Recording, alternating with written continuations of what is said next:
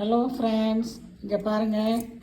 பச்சை மிளகாயை நல்லா ஒரு 2 ஊறிடுச்சிங்களா? இதுக்கப்புறம் ஃபாலோ அப் என்ன பண்ணுவீங்க அப்படின்னு எல்லோரும் கேட்குறாங்க. இந்த ஊறுகாய் போட்டோன்னே அவ்வளோதானா இது ப்ராசஸ்ன்னு? இல்லை, இந்த ப்ராசஸ் முடியல. இதை என்ன செய்யணும்னா, இதை இப்படி எடுத்து வடிகட்டி இந்த ஒரு தட்டத்தில் போட்டுக்கிட்டே இருக்கணும். போட்டுட்டு அதை வெயிலில் காய வைக்கணும். காலையிலேருந்து சாயந்தரம் முடிய காய வைக்கணும்.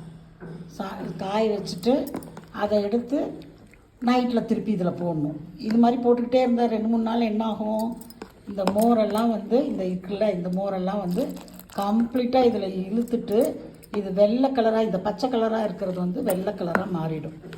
அதுதான் ப்ராசஸ். அதுக்கப்புறம் வெள்ளை கலராக மாறினோடனே இந்த மோரே இருக்காது இதில். அப்போ அதை நம்ம என்ன செய்யணும், வெயில் நல்லா பட்டு மாதிரி காய வச்சு வடகம் போடுற மாதிரி தான் இதுவும். இந்த மோர் மிளகாய் எடுத்து நல்லா ஒரு பாட்டிலில் காஞ்சோன்னு எடுத்து வச்சிடணும். இதுதான் இதோட ப்ராசஸ். இது பாருங்கள், இது நல்லா தயிரெல்லாம் ஊற்றிட்டேன். மாகாணி கிழங்கு ஊறுகாய்க்கு தயிரெல்லாம் ஊற்றி நல்லா புளிச்சு போச்சு நல்லா.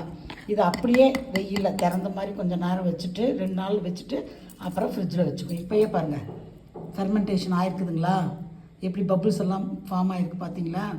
அதுதான் கரெக்ட் பொசிஷன். இதுக்கு மேலே இப்படியே கூட ஃப்ரிட்ஜில் எடுத்து வச்சிடலாம். நான் ஒரு நாள் மட்டும் வெயிலில் வச்சுட்டு அதுக்கப்புறம் எடுத்து வைக்கலான்னு இருக்கிறேன். தேங்க்யூ ஃப்ரெண்ட்ஸ், எனக்கு பயங்கரமாக சப்போர்ட் பண்ணுறீங்க. தேங்க்யூ என்னோடய சப்ஸ்கிரைபர்ஸ். வாழ்க வளமுடன்.